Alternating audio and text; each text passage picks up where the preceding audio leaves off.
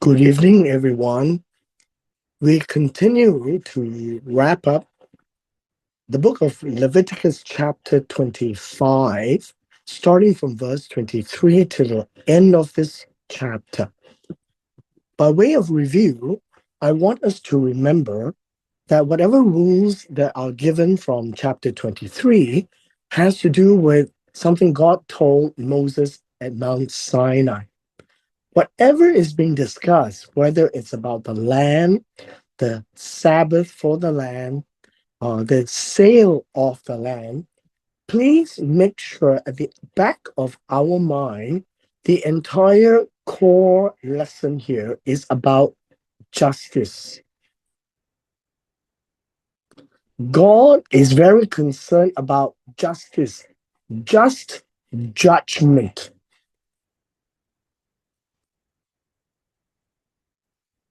So that the people and the judges would know what to do when some of these situations occur. Things must be fair, and God wants it fair to all parties. And so we have read 22 verses.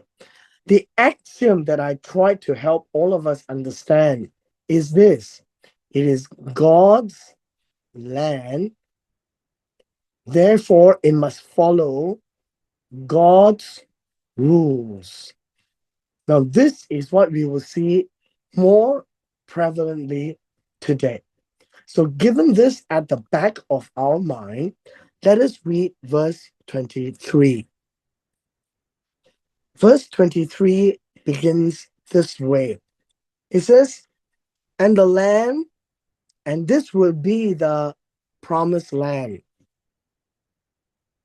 the land that they are about to go into obtain. It shall not be sold permanently." It is important for us to understand there is the idea of buying or selling, right? So it cannot be sold, transacted. It can be transacted, but it cannot be transacted in a permanent manner. The word here actually means finality, finality or completion.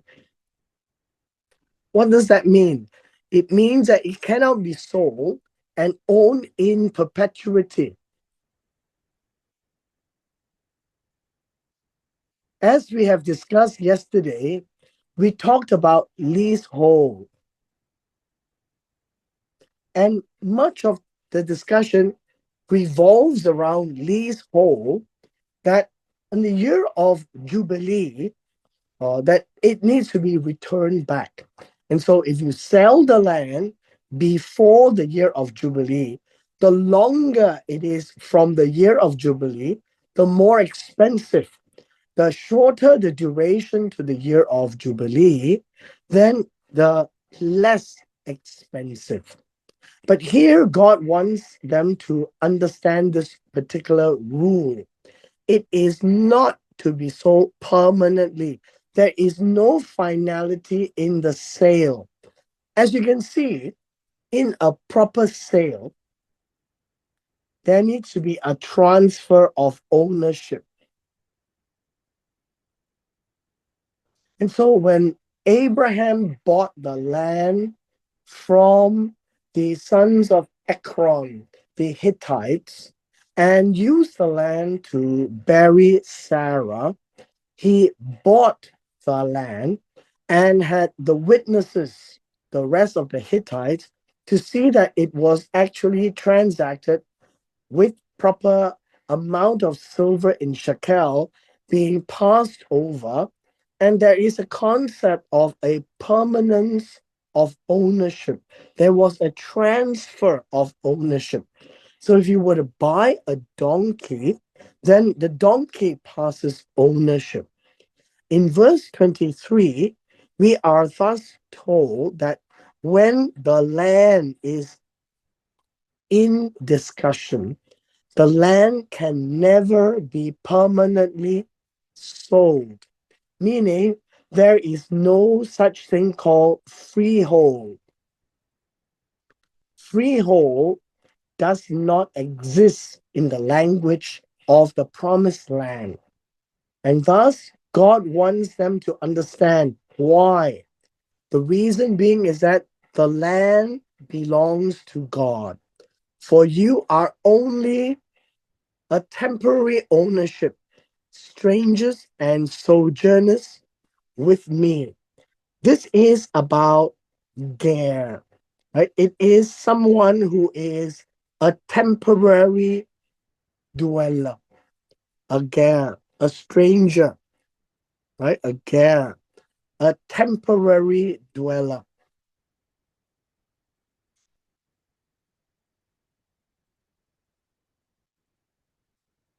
Now, this concept is not well known when people read the Bible because they think that the promised land, once divided into 12 parcels, were given to the 12 tribes, and that's it, it belongs to them. It does not belong to them. It belongs to them only in the sense that if you obey God, then you get to use the land. The land belongs to God. That's what this means. The land is mine. God's land, God's rules. This is the very reason why the Israelites need to understand that they are temporary dwellers. When they don't listen to God, they don't comply to the rules of God, they can be removed from the land. And they were. At the time of the Assyrians, the northern kingdom were removed. Then eventually the southern kingdom were removed by the Babylonians.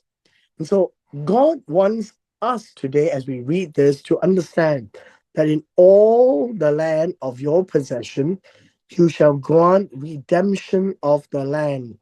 The idea of redemption of the land is a very important aspect. This whole aspect of Geulah, Geulah really means the right to buy back. At any point in time, people can buy back the land. And so there is a right to buy back so that it stays with the clan. That means this: if you are from Judah, you happen to sell your land, and your father was poor, and now that you are rich, you want the land back. Yes, you can. That is what redemption means. Redemption means to be able to return back to its rightful owner. From here on, I ask all of us to be aware of a little book called the Book of Ruth. And it comes at a time where they were in the period of the judges, and you have the story of Ruth and Boaz. Boaz was the rich man from the same family as the husband of Naomi. And it talks about this particular concept of the redemption of the land that Mahlon, the husband of Naomi, had sold to relatives, and the relative is supposed to sell it back. And Boaz was to redeem the land so that the land can return back to its rightful owner. This is the passage that discusses that concept. So the idea here, God wants to be fair. Fair means this: God has given you the land, and to the tribe the land, to the clan the land, and to the family the land. And if people marry, would they lose the land? And the answer is no. If you happen to sell the land because you're poor, will you permanently lose the land? And the answer is no. You might lose the land for a period of time, might be long, but you have the right to buy it back, to redeem the land. And that was what Boaz did when he redeemed back the land of Mahlon. We now read verse 25. Verse 25 onwards to verse 28 would be the passage that relates very closely to Boaz. How Boaz redeemed the land back for the family of Mahlon. They may have been cousins, but nevertheless, they want the land to stay within the family. And so let's take a look at verse 25 to verse 28. It says here, if one of your brethren of the same tribe becomes poor. Now, I want to address this idea first. Many people are also not aware that when you have land does not mean you are rich. That is really an assumption which is false. If you know what to do with the land and if you're hardworking, you can make money from the land. But if you don't know what to do with the land, then people tend to sell the land and waste the land. And most people do that. And so some brethren can become poor. Now, the Bible keeps reminding the rich to take care of the poor, the needy, the fatherless, and the widow, the husbandless. The reason being is that these are the people with nobody to protect them and to speak out for them. Here, God wants them to remember when the brethren becomes poor, what does he do? He would sell some of his possession. The idea of possession here would be property. And if he sells the property, then he has to redeem.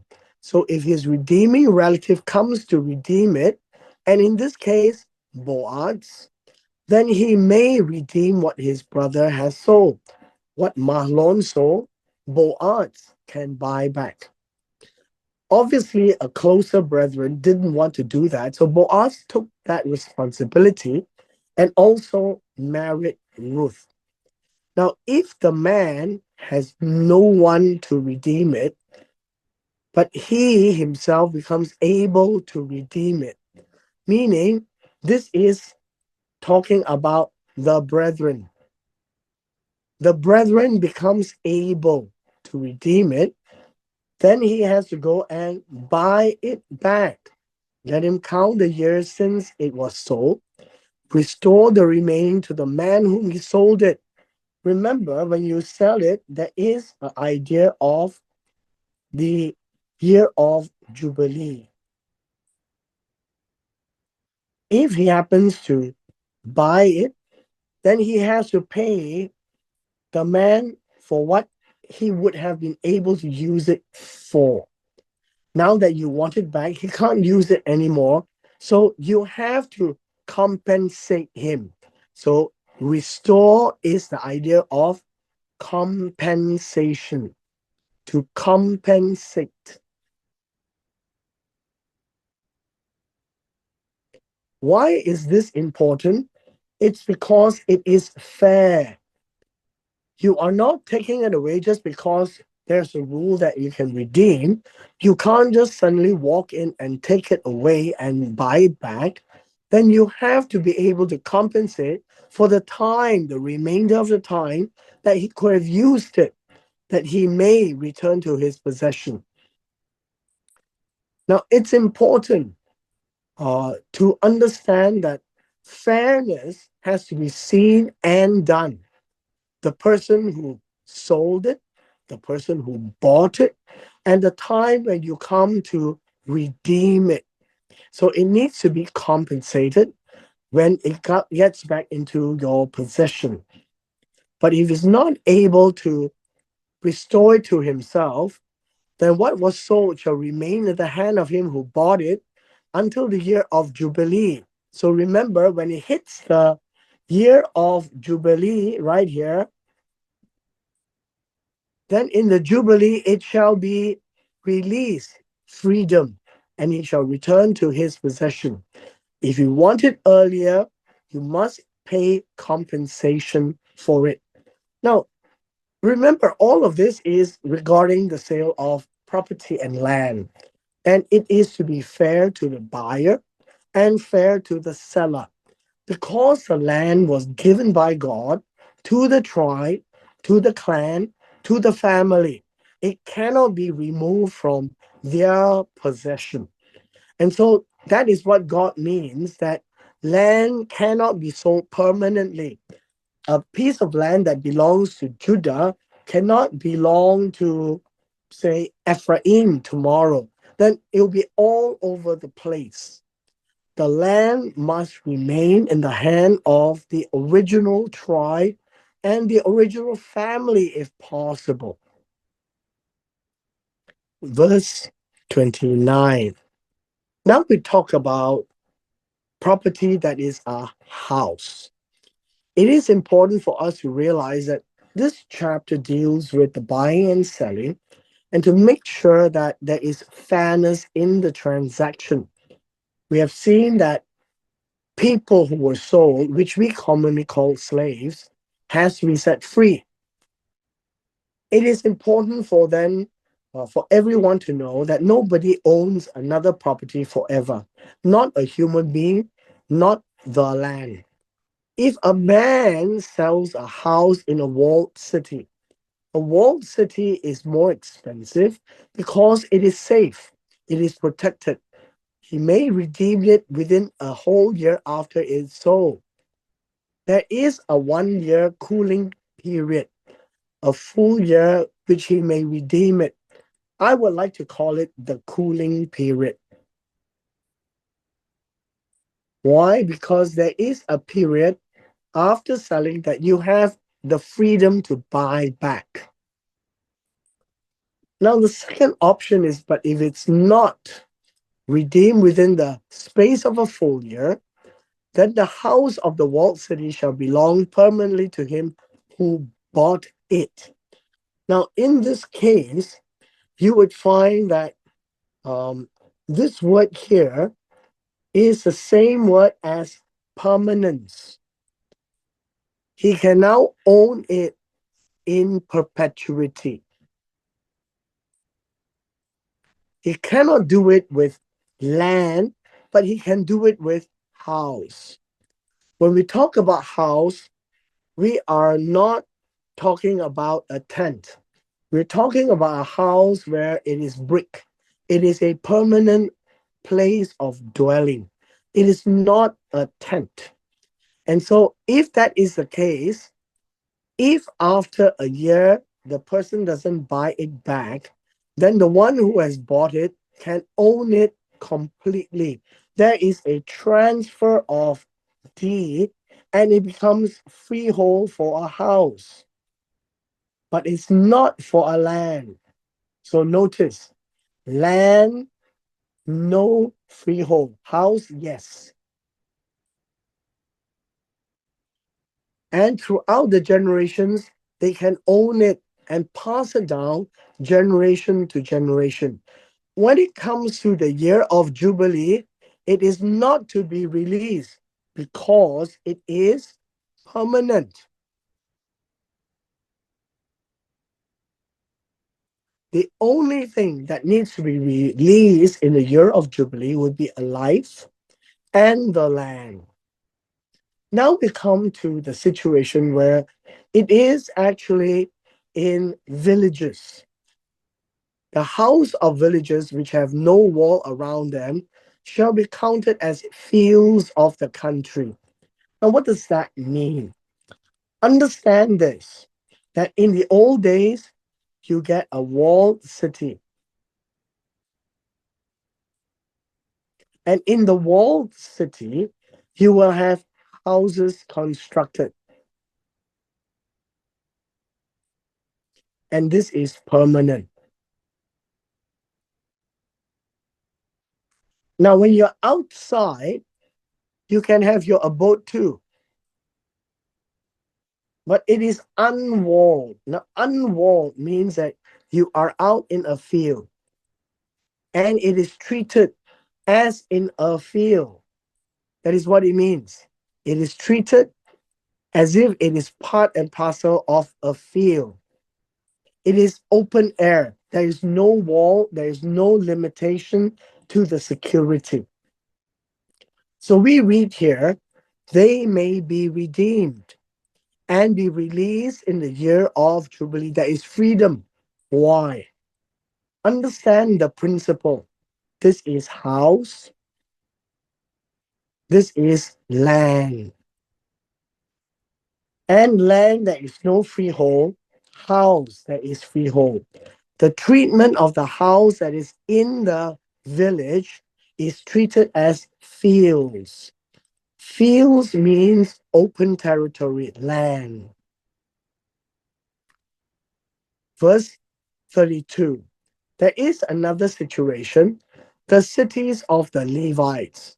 There are 40 over cities of the Levites, the houses in the cities of their possession.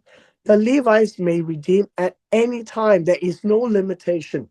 Why is this a special case? Because the Levites don't own land. They can own the cities of the Levites. They can own the houses in the cities. And the houses can be returned back to the owner as opposed to this kind of a house in a walled city because of their special category. The special category is that they are Levites. They are not the common folks. The Levites are God's chosen tribe to serve God, and they are to be treated special. And so, to be fair to them, they are they are busy with their lives to serve God. And so they have the freedom to buy and to sell and buy back whatever homes they have. Now we come to verse 33. He says, and if a man purchases a house from the Levites, then the house that was sold in the city of his possession shall be released in the Jubilee. Again, remember, this is about the Levites. It's a special treatment. When it comes to Jubilee, give it back. For the houses in the cities of Levites are their possession among the children of Israel. But the field of the common land of the cities may not be sold, for it is their perpetual possession. So is that considered unfair? The answer is no. They have the mission or the role to serve God. And in their commitment to serve God, they don't get land, not like the other tribes. The only land that the Levites do get would be the common land in their cities, that the cities can have a certain uh, diameter.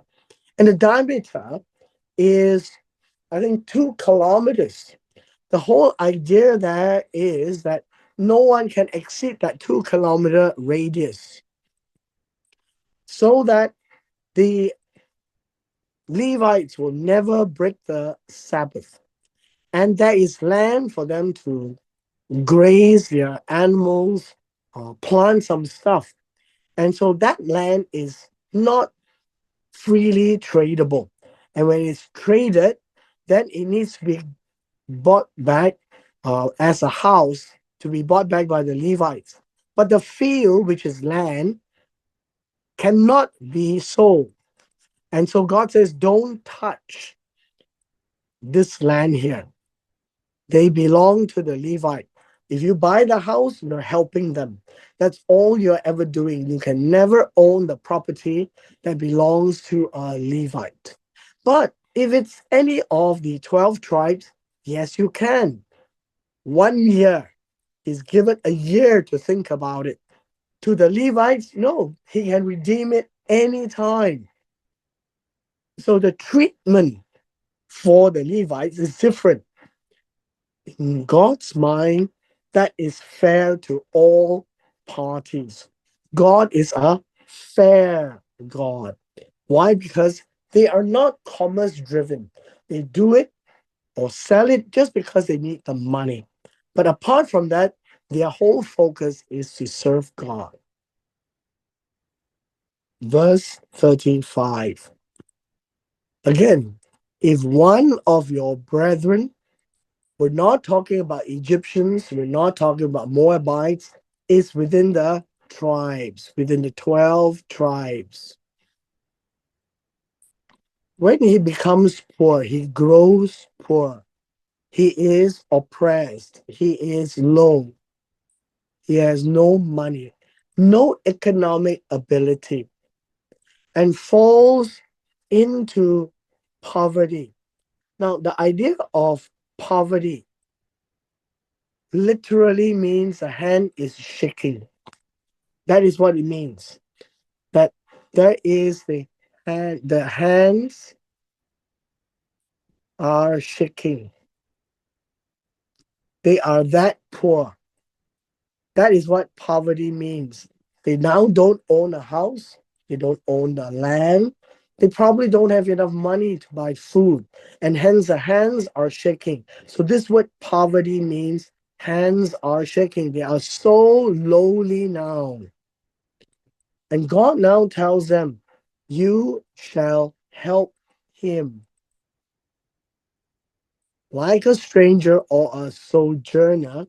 This is a ger or a temporary dweller, that he may live with you. Now, what does that mean? It means that one should take him in as a temporary dweller, just for the time being. Treat him like a good friend, like a ger. Treat him like Ruth, who has given up her nation, embraced the God of Israel, the people of Israel, the practice of Israel, and the nation of Israel. So it says here, like a stranger, like a sojourner. He says, take no usury or interest. Now, both words means the same. Usury means an interest on debt. Don't take anything from him because he's already so poor, right? At best, for him to repay. But it's not repay plus plus. Just repay. Fear your God, that your brother may live with you. The reason why they are told to bring them in, to live with them, is because they fear God. God takes care of the poor through the ones who is able. You shall not lend him your money for interest in that debt, nor lend him your food at a profit. Now, the idea of a profit here means that you will get more. A profit means you will get more. You're not supposed to profit at your brother's misfortunes. Now, again, here, God says, Ani Yehovah. Verse 28. Ani Yehovah Elohim. I am the Lord.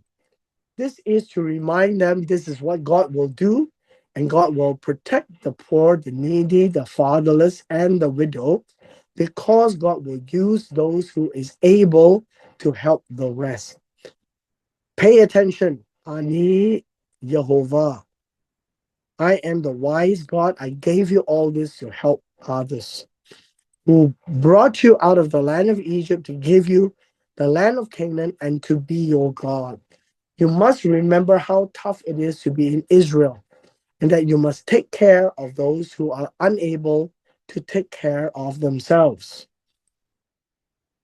We come to verse 39. Verse 39 all the way to the end is an extensive set of verses to verse 55. And this entire passage talks about selling oneself. And I want to go through this a little quicker so that we understand the principles behind this. It says, if one of your brethren becomes poor, destitute, and sells himself to you, you shall not compel him to serve as a slave. Don't force him because he was not willing to be won. He has no choice except that he needed the money. So you treat him as a hired servant and a sojourner he shall be with you. A hired servant means there is a salary, and from the salary he pays back. A sojourner means he's a temporary dweller, that he stays with you for a period of time and shall serve you until the year of Jubilee, and you let him go. And then he shall depart from you, he and his children with him, and shall return to his own family. He shall return to the possession of his fathers, back to the land where he can redeem. For they also are my servants, whom I brought out of the land of Egypt. They shall not be sold as slaves. You can't take them and treat them as slaves. Why? Because God had already redeemed them from Egypt. You shall not rule over him with vigor. Don't be a tyrant, but you shall fear your God, so that you will do what is right with him. As for your male and female slaves, whom you may have from the nations that are around you, meaning they may not be Israelites. So if you think of it, Hagar, she's from Egypt, and so on and so forth, that they may have slaves that came from other nations. From them you may buy male and female slaves. And that means that slaves are treated as property, that a person who owns slaves can sell the person as a property. Moreover, you may buy the children of the strangers who dwell among you, the families who are with you, which they begat in your land, and they shall become your property. So, in the service or the servitude of an Israelite, it means that they are to be treated fairly, but treated with dignity, but they are traded. And you may take them as an inheritance for your children after you, meaning these foreigners who are slaves can now be owned by the next generation, to own them like possession, like the land, that they shall be your permanent slaves. But regarding your brethren, the children of Israel, you shall not rule over one another with rigor. So you don't go to your brothers and sisters of the same family, the clan and the tribe, and and deal unrighteously with them. That you cannot force your neighbors to do what you want to do. We now come to verse 47. We are in the final segment here from verses 47 to verse 55. In this segment, it is also talking about someone who is so poor but needs to be sold to make money. And it relates to two types of persons here. In chapter 25, verse 47, the first one is a sojourner, as it's translated. In the Hebrew, it is the ger. The second type of person would be the sojourner, a temporary dweller.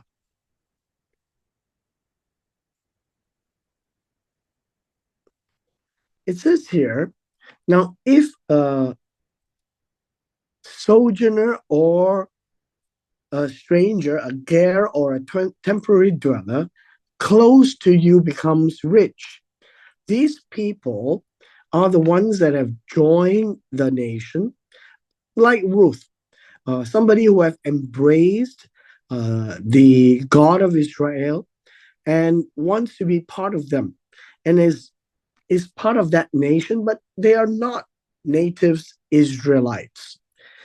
And so they don't own land, but they can actually rent, they can actually make money, and they might be rich. And so it says here, if one of these people who are not the natives Israelites, they become rich. Rich means they are able to, I guess you can say, they have enough to sustain themselves. It is about ability to sustain. And it is translated here as rich. They have come to a point where uh, they have attained a certain level of ability. And then at the same time, we read of one of your brethren who is not a sojourner or a stranger, who is one of the Israelites, who is living nearby, and he becomes poor. So now we have a contrast. The Ger that has an ability to make money, and an Israelite who becomes poor. And this brethren sells himself to the stranger sojourner who is living nearby to him, uh, or to a member of the stranger's family, which means that it is still selling to a stranger, either to that stranger or the stranger's family who is able. Because it is important to realize that the one who is poor needs the help of the rich. Now it says, after he is sold, he may be redeemed again. Notice this is not about slavery. This is about selling oneself to pay off a debt, selling oneself to sustain life until the time where he has the money or somebody else have the money to pay off this exchange, right? Now, this word sell is a transaction. The idea of sell here gives us a picture of a transaction. The transaction is not of a product. Himself is the merchandise. And so you find that he is so poor, he needs help. But after he is sold, God's rule says that he can be redeemed, meaning somebody can pay. Who can redeem him? Now it says here, one of his brothers may redeem him. His uncle's son may redeem him. You notice all these are people that is stated who are related. So I just give you this word. They are all related to this person who is sold, or anyone who is near kin to him of his family may redeem him. Or if he somehow gets into a position where he has ability, he can redeem himself. Thus he shall reckon with him who bought him. Who is the one who bought him? That would be the sojourner, the stranger, or one of the stranger's family. Now, the discussion here for the redemption is part of this rule. It says the price of his release, that is the redemption, shall be according to the number of years from the year that he was sold to him until the year of Jubilee. So notice, if he was sold at this point in time, then he has to be counted how much more he is worth until he is released. Meaning the kind of work that he does, somehow a value needs to be put. Then he would be released based on that amount. So it shall be according to the time of a hired servant for him. Treat him like a paid servant. And if this is the time that he has to pay the balance of what this stranger's family or the stranger who has him, who will pay him, that amount of money that he would be paying him until the Jubilee would be the amount of money that would be the release. If there are still many years remaining, according to them, he shall repay the price of his redemption from the money with which he was bought. Now, remember, everything is about justice. It must be fair to the brethren. It also must be fair to the stranger, the one who bought him. And so, what is the fairness here? So, understand this. If this period of time right here is still very long, then the amount of money that is paid here, as if treating him like a hired hand, could be more than what the stranger had originally paid for the brethren to buy him over. As such, the fair price should be the original price. It is not the amount of money that could be a long time till Jubilee. Understand this entirety is about fairness and justice. But if there remain but a few years until the year of Jubilee, then he shall reckon with him according to his years, he shall repay him the price of his redemption, which is the balance. If the time taken to Jubilee is less than the price that he has been sold, then the lower amount would be the one that he would pay. God gives him a chance that he has already worked for this stranger, and that is worth some value. That he shall be with him as a hired servant, and he shall not rule with rigor over him in your sight. God also tells the stranger and the judges who, if they receive a complaint, that this stranger cannot mistreat the Israelite. He is God's people. The stranger is given a privilege to live amongst them, and hence he has to be treated right. So justice is also part of this deal. And if he is not redeemed in these years, then because nobody has money, then he shall be released in the year of Jubilee. He has to work for the stranger until the year of Jubilee. He and his children with him. So it is important then that this selling himself could be either himself or his entire family. But to be fair, the stranger helped him pay his bills. And if he is unable to find a release or a redemption, either by himself or by his next of kin or near of kin, then he can work all the way to the end. By the year of Jubilee, they will be released. Why is this stated? Is because it has to be fair to the stranger who used his money to help the Israelite.